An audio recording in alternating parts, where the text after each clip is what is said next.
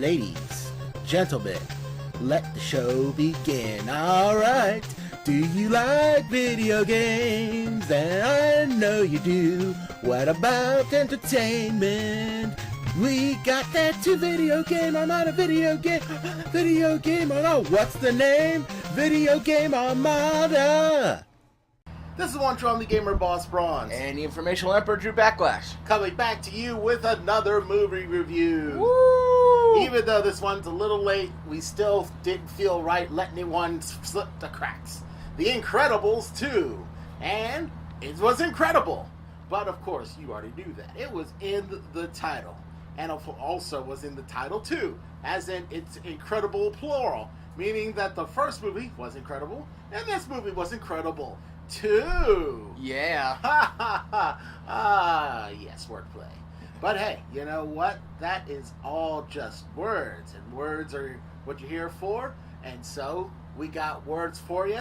But let's start with the words of the story. Take it away, Backlash. Okay, so right off the bat, right where we left off, the Incredibles are trying to stop the Underminer from doing badness to the city.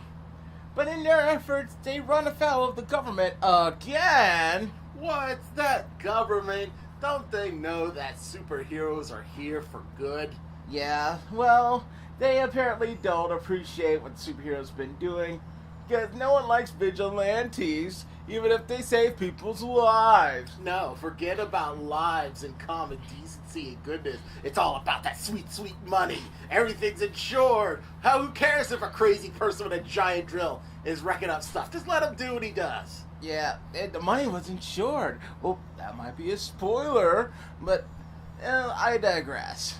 So basically, the Parr family, Bob, Helen, Violet, and Dashiell. I always just think of them as the Incredible family. Yeah, but also Parr doesn't sound so incredible. It just sounds credible. Yeah, just on par, as it were.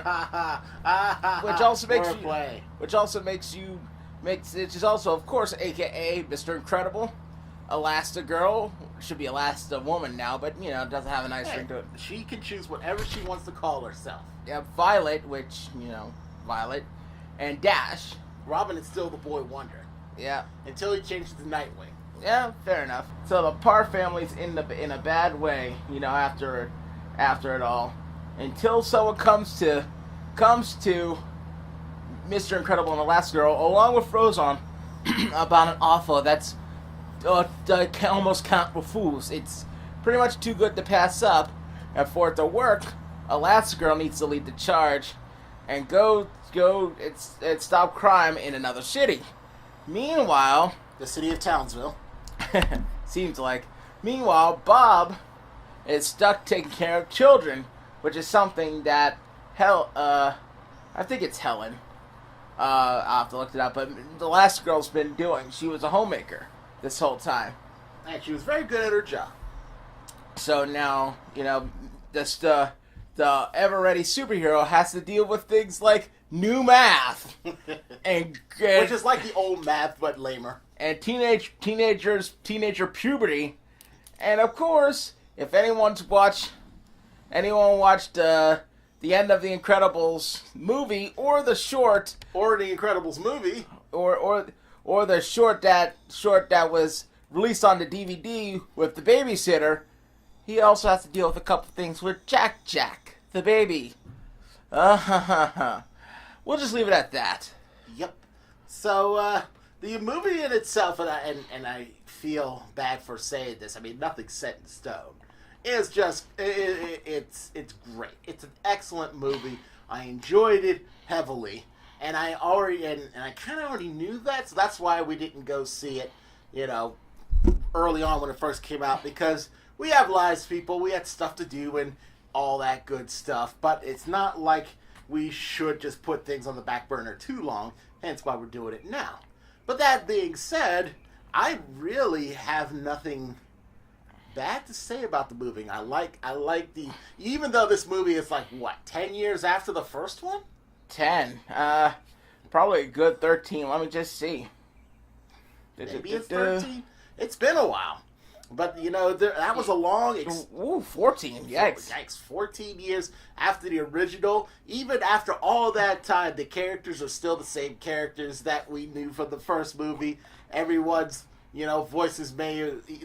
Either the actors or have changed up a little, but some of the actors who were still the same actors may have gotten older, but they still played their parts very well. Except for Spencer Fox, who was the original voice of Dash.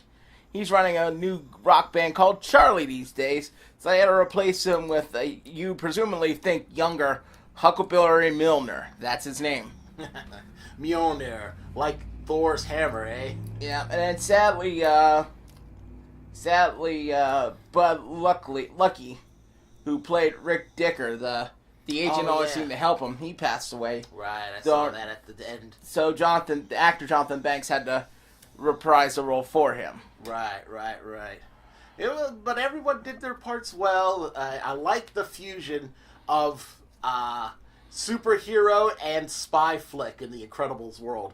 Everything's got that 1950s charm, mixed with a lot of intrigue, mixed with laser beam eye blasts, and cold like blast and super strength and rubber band and super speed. Yeah, it's a really good mix that should be done more often in movies.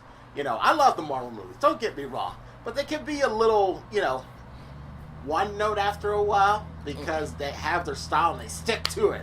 With the Incredibles, they say forget the one style, let's mix multiple styles and see how that works. Yeah, and as it turns out, it works out fine. Yeah. Between the action, which is great, and the comedy, which is on point, it's still funny, but it still maintains that seriousness of the situation of a family of superheroes just trying to go by day to day with being awesome, but also being normal. Brilliant. I love it.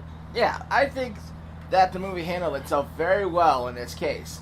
I've heard, before I saw this movie, I heard people complain about the villain screenslaver. And to be honest, I don't know what there's to complain about. People on the internet. Yeah. We call them the loudest minority. Some other people call them fringies. Either or. Those people. It's always that one guy. Or is that one girl who just can't have fun. But I'm sorry, go ahead. Yeah, I thought the animation was fantastic. And I think, just like the last movie was Bob, Mr. Incredible's movie, but everyone else got a time to shine, this was firmly Helen. I confirmed her name. Holly Hunter is the actress. Helen Parr is the Elastigirl. That was her movie, her time to shine. It gave her a little bit more. I mean, the first movie was so good. She was a strong supporting character, but not the main character. Got a lot of character development out of the way. This movie, not so much, but you learned a little bit more about her moral compass, which I thought was pretty cool. And you learned more about how her role as a family as the retired super turned homemaker, and how crucial, integral she was to the family dynamic. I liked that was her movie, and that skin tight black costume was awesome. It wasn't all that black. It was more like a black, silver, reddish kind of... It was the X-Force costume. Deadpool had an X-Force costume. Elastigirl has an X-Force costume. Everyone deserves an X-Force costume now and then. Of course. Miss No Capes didn't seem to approve. Oh, no. Not Edna Mode. No. Which, again, everyone else got their time to shine. One complaint I have, and I'll make that quick, is just Violet's part. I don't know whether it's Sarah Vowell's voice acting, because she did retain her role, and she's obviously aged up to more of an adult. She was Dawson casting to begin with in her 20s, but from the last movie, but she's more of an adult. She doesn't... I don't know whether it's her voice acting or the fact that they made Violet too much like a teeny bopper, like pretty much overnight. And it's like, oh, Dad, you're embarrassing me. But she had a good character arc, and I won't go too much into it. But everyone else was perfectly likable all the way to cool.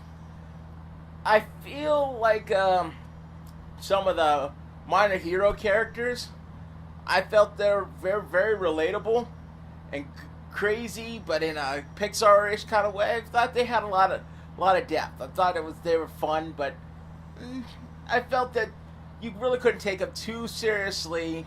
At least not at first. I think they're just getting started with making them important, which is good. But Otherwise, I think the movie. You're right. It had really good action. I felt Helen in the movie, Elastigirl, was great. I liked all the supporting characters that made up the movie, especially the brother and sister. Mm-hmm. They were pretty good characters to have in place of someone like a Syndrome or like Rick Dicker. Who? What happened to Syndrome in the first movie? Spoiler alert! Spoiler alert! Spoiler alert! Just in case. Oh, I'm glad you asked. He got sucked into a turbine engine after kidnapping Jack Jack. And finding out Jack Jack has powers he used to electrocute and bite in beast mode and fry up Syndrome. Yeah, he had a cape. Fancy that. Hey, I'm just saying capes are cool, but in that situation, capes didn't work out.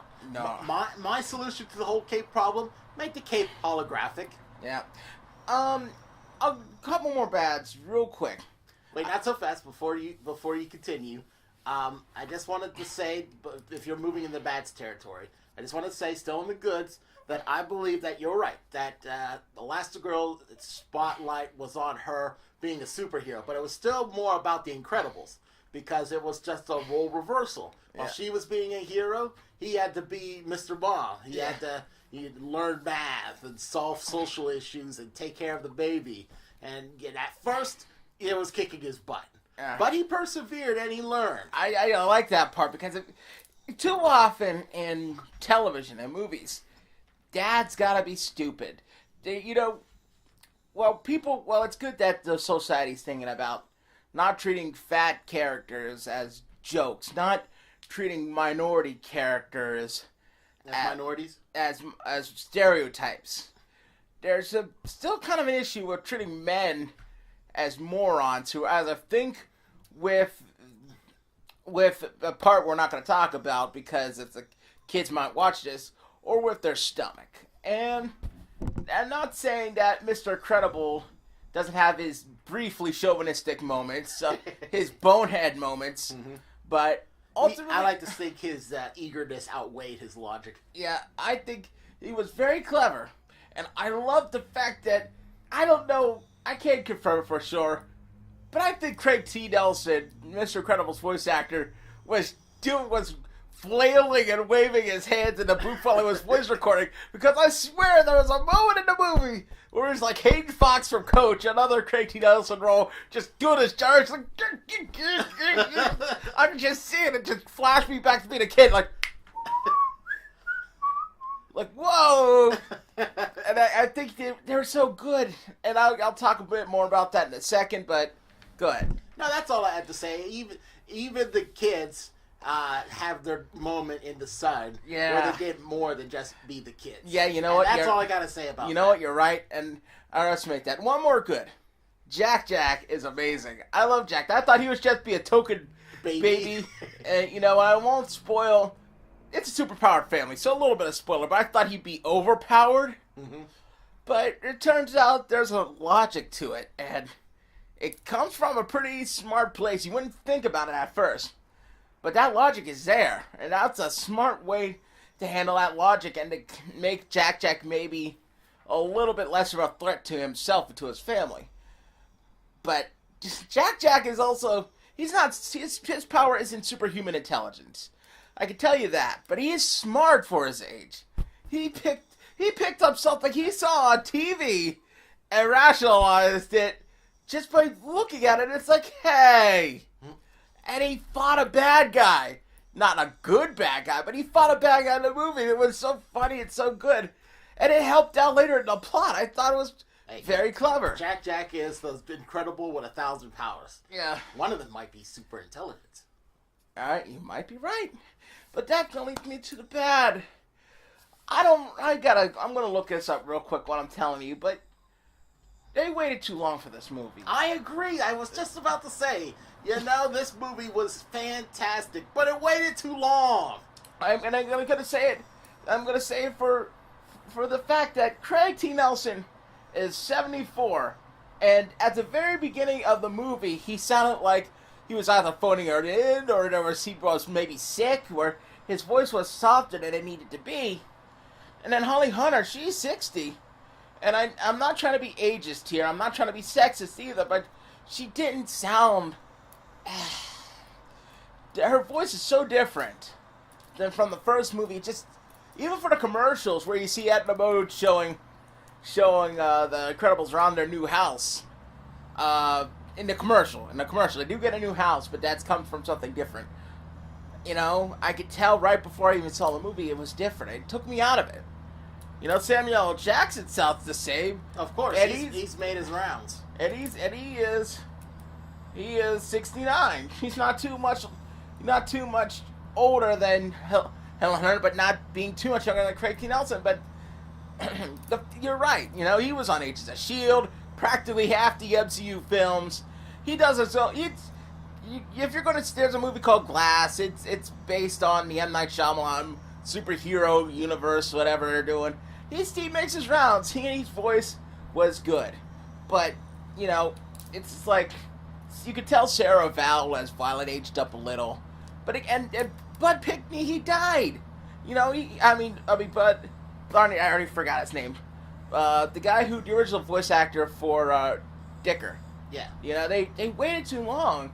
I mean, if they would have even done this movie, I wasn't there for the Underminer. I was getting snacks. Did John Ratzenberger do okay?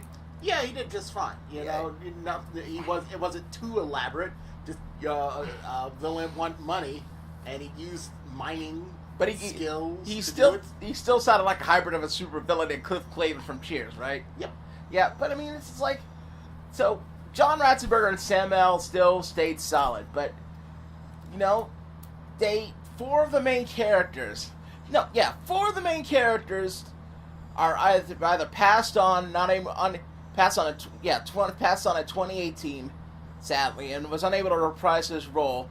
And three of them just sound so different. I'm putting Sarah Violet into that it kind of took me out of it some of the movie. And it's not a nitpick, but also I don't think I'm gonna bash the movie just for that. And then that also goes with Spencer Fox. I don't know how his voice progression went, but there might have been a good chance that he could have reprised his role as Dash. But you know, they waited 14 years to give us this movie. This movie was very, very good. Very good, in fact. But I just wish they didn't wait so long. And the magic, people always say, they waited too long, the magic is gone. The magic was still there. But the spirit was still there, but we all grow old. Yeah, you don't want to wait too long. It's like keeping a pot on a kettle, for like an hour. All that water's going to boil out and you're going to mess up the pot. And you know, look, Frank Welker. Frank Welker is a legend in Hollywood as a voice actor. None of you might not even care about this, but I'm going to make my point anyway. Frank Welker does a lot of voices. He recently reprised the role as Megatron after Hugo Weaving left the Michael Bay films. He still sounds great to this day, but he doesn't sound exactly the same.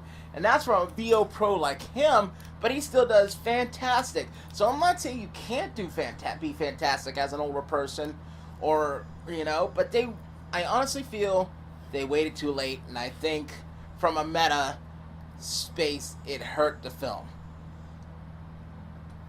As for me, I agree with you. They waited too long.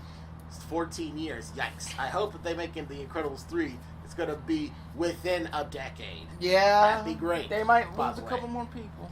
But the only other thing that I can say is bad for this movie, and that's an extreme nitpick on my end, is that the identity of the villain was easier. It was easy enough to guess. Yeah. So, it wasn't the easiest, but yeah. Yeah. So if they would have surprised us with some other characters that showed up and did it out of left field, I would have given more credit. But again, extreme nitpick.